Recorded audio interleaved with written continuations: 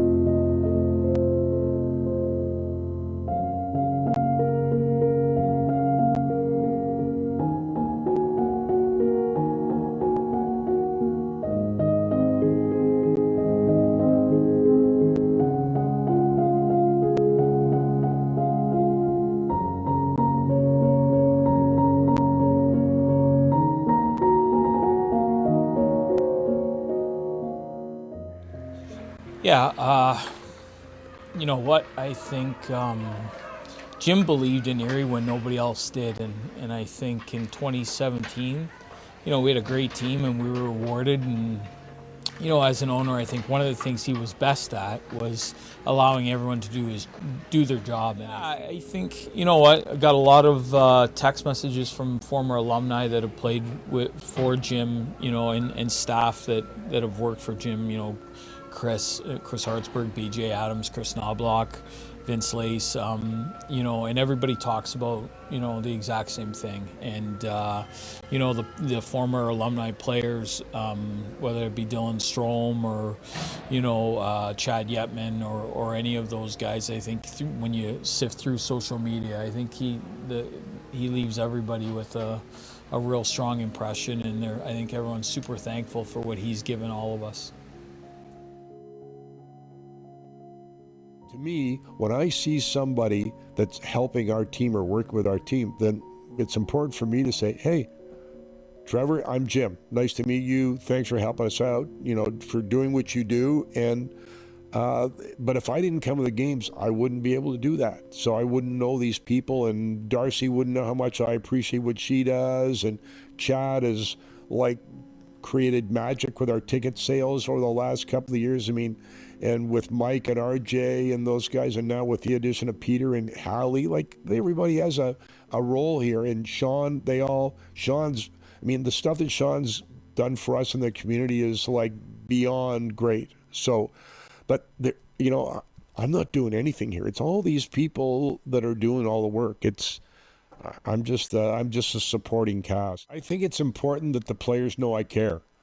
It's easy to just sit at home and watch it on TV.